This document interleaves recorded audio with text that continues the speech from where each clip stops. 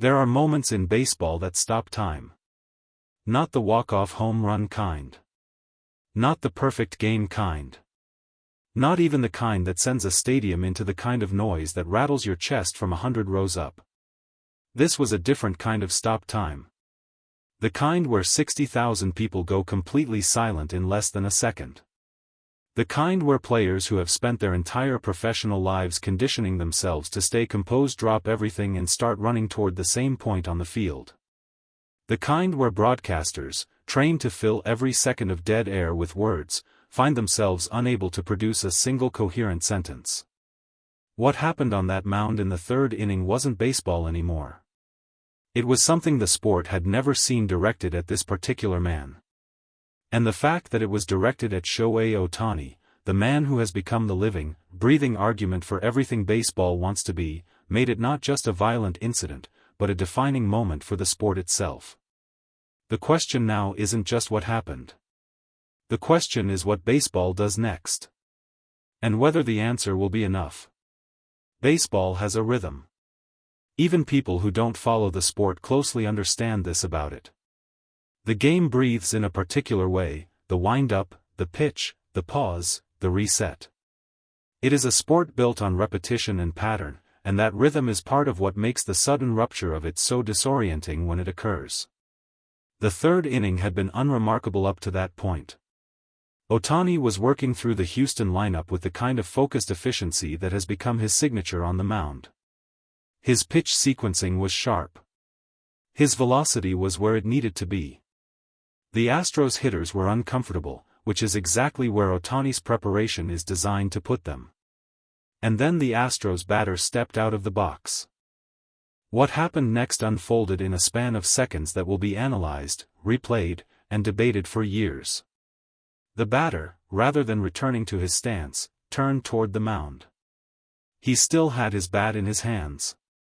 And in a sequence of events that witnesses described as simultaneously shocking and somehow suspended in a surreal slow motion, he moved toward Ohtani with the bat raised in a manner that left no ambiguity about intent. Contact was made. The word that spreads through a baseball stadium when something genuinely wrong happens is not a word at all. It is a sound, a collective intake of breath across 60,000 people that registers almost physically. That sound happened the moment the bat connected. And in the instant after it, the stadium didn't erupt. It froze. Then it erupted. What happens when a baseball team watches its most important player get assaulted on the mound in the middle of a game? Every dugout has a code. Players talk about it in interviews using the careful language of professional athletes, words like, protecting your teammates, and, standing up for each other, and, the culture of the clubhouse. But underneath that careful language is something more primal and more honest. You do not touch our guy. The Dodgers' dugout emptied before most people in the stadium fully processed what they had witnessed. It wasn't organized. It wasn't strategic. It was the raw, collective response of a group of professional athletes who had just watched someone take a bat to Shohei Ohtani. The Astros dugout responded in kind, because that is what baseball teams do when the opposing dugout empties onto the field. The result was the kind of massive brawl that the sport's disciplinary infrastructure exists to prevent and is almost never fully equipped to contain when it actually occurs. Coaches were on the field. Umpires were physically positioned between players attempting to reach each other. Security personnel moved onto the field from multiple entry points. And at the center of it all, surrounded almost immediately by Dodgers players who formed a circle around him instinctively, was Ohtani. He was not unconscious. He was not motionless. But he was visibly shaken in a way that those close to him described as unlike anything they had witnessed from him in any competitive situation. Ohtani, whose composure under pressure is one of the most documented qualities in modern baseball, looked in those immediate moments like a man who had been genuinely caught off guard by something his preparation had never accounted for. Because his preparation had never needed to account for this. Nobody's had. Nothing that violent happens in a vacuum. The Astros batter who walked toward that mound had a history inside this rivalry that, in retrospect, provided signals that were either missed or underestimated. There had been prior incidents. Prior confrontations. Prior moments in games between these two franchises where the line between competitive aggression and something more personal had been tested. Sources familiar with both organizations describe a tension that had been building across multiple series, a tension rooted partly in the natural competitive friction between two franchises fighting for superiority in the same sport, and partly in something more specific to the history that Houston carries into every game it plays. The Astros, still navigating the long shadow of their sign-stealing scandal, have developed a particular edge in their rivalry with the Dodgers. The 2017 World Series, won by Houston under circumstances that were later revealed to involve systematic rule-breaking, looms over every meeting between these teams. Dodgers players have not forgotten. Dodgers fans have certainly not forgotten. That history doesn't excuse what happened. Nothing excuses what happened. But it provides the context within which a player's aggression escalated to a point that the sport has no real precedent for handling. The batter has played his last game for the Astros organization. That much was made clear within hours of the incident. What happens beyond that, the legal dimensions, the league's disciplinary response, the question of whether criminal charges are appropriate, remains actively developing. The Dodgers medical staff had Ohtani off the field and into the tunnel within minutes of the brawl being separated. The initial assessment brought relief that was described by those inside the organization as profound, the kind of relief that only arrives when you have spent several minutes genuinely uncertain whether your worst fear has been realized. Ohtani was injured. He would need evaluation. But he was coherent, communicative, and according to those present, characteristically focused on understanding exactly what had happened to his body and what the path forward looked like. Even in those first chaotic minutes in the tunnel, sources describe him asking specific, clinical questions about his condition, the kind of questions that reflect a man whose relationship with his own physical health is deeply informed and deeply intentional. The Dodgers organization went into a different mode entirely. The front office, ownership, and coaching staff shifted immediately from game management to crisis management. Calls were made to MLB's central office before the brawl had even been fully cleared from the field. The Dodgers' legal team was activated. And the internal conversation that took place in the hours following the incident was described by those familiar with it as the most serious the organization had conducted since Ohtani signed his contract. Because this wasn't about one game, or one series, or even one season. This was about the safety of the man around whom the entire architecture of the franchise, its financial model, its competitive strategy, its identity in the market, had been constructed. And someone had taken a bat to him on a baseball field in the third inning of a regular season game. The Dodgers' response would need to match the gravity of that reality. Major League Baseball has disciplinary frameworks for fights. It has protocols for ejections, suspensions, and fines. It has procedures for reviewing video evidence and consulting with umpires and issuing formal statements. None of those frameworks were designed for this.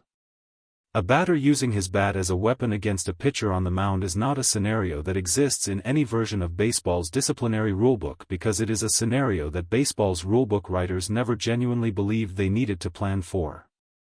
It belongs in a category of incident that the sport assumed its own culture would prevent.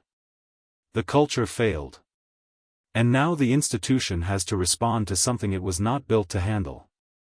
The conversations happening at the highest levels of MLB's administration involve not just the appropriate punishment for the Astros batter, which virtually every voice inside the sport agrees should be severe and permanent, but the broader question of what structural changes need to follow. Security protocols at the mound. Communication systems for umpires to detect escalating situations before they become violent. The specific question of whether batters should be required to relinquish their bat before approaching the mound area during any dispute. These are conversations that feel almost absurdly basic. They feel like conversations that should have happened long before an incident like this made them necessary. But that is how institutional change almost always works. It waits for the catastrophic example before treating the underlying risk as real. The sport is now having those conversations in the worst possible way. In the aftermath. with Ohtani's name attached to the incident that forced them. Rivalries in baseball are built over years. They accumulate through close games, disputed calls, traded accusations, and the specific competitive hatred that develops between organizations that genuinely believe they are the better team and spend years trying to prove it. The Dodgers and Astros had all of that already. What they have now is something different. Something that sits at a different level than competitive hatred.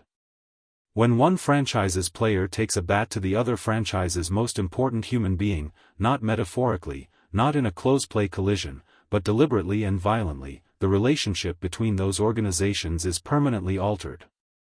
Every game these teams play from this moment forward will carry the memory of that third inning. Every time an Astros batter steps into the box against a Dodgers pitcher, and every time a Dodgers hitter faces a Houston arm, the weight of what happened will be present in the space between them. Rivalries can survive competitive aggression. They can survive trash talk and taunting and the accumulated bitterness of losing important games. What happened on that mound was not competitive aggression. It was assault. And assaults, unlike losses, do not fade with time. Shohei Ohtani will recover. Every indication from those close to him points toward a return that, while not immediate, is not in doubt. His physical resilience is as well documented as his talent. But the question of what this moment means, for him, for the sport, for the relationship between these two franchises, will take longer to answer. Ohtani came to the Dodgers to win a World Series. He came to play the game at the highest level, in the biggest market, with the best supporting cast available. He came to prove, in the final and most ambitious chapter of his career, that everything people believed about him was an underestimation. Nobody who has ever watched him work thought the obstacle to that mission would be a bat in the hands of an opposing hitter in the third inning of a game in May. But here we are. And if there is one thing the sport has learned about Shohei Ohtani over the course of his career, it is this: the size of the obstacle has never determined the size of the response. What should we really be watching when Altuve taunts Ohtani? What Shohei Ohtani noticed wasn't spectacular defense or clutch hitting from the Astros. It was something deeper. Something that brought back memories no team in baseball wants revisited. When a man who has dedicated his entire existence to preparation, discipline, and mastery of the game quietly begins to suspect that the game itself wasn't clean, that is the moment worth understanding. Jose Altuve didn't need to say a word. After the Houston Astros defeated the Los Angeles Dodgers in a game that left the baseball world stunned, Altuve's celebration wasn't just the natural joy of a winning athlete. It was pointed. It was directed. And anyone paying attention knew exactly who it was aimed at. Shohei Ohtani stood in the visiting dugout area, watching. And according to sources close to the Dodgers organization, what Ohtani felt in that moment wasn't anger in the traditional sense. It was something colder. More calculated. A question forming in the back of his mind that, once it arrived, refused to leave. Had this happened before? The taunting itself became secondary within hours. Sports media locked onto the gesture, the expression, the theater of it all. But the real story was already moving underground, building quietly in conversations between Dodgers players, coaches, and in the mind of the man who anchors everything that franchise does. Ohtani, by nature, does not react publicly to provocation. Those who know him understand that his silence is never passive. It is deliberate. It is the same silence he uses before a pitch, before a swing, before any moment that requires absolute clarity. When he went quiet after the Altuve taunt, people who understand Ohtani knew he wasn't brushing it off. He was processing it.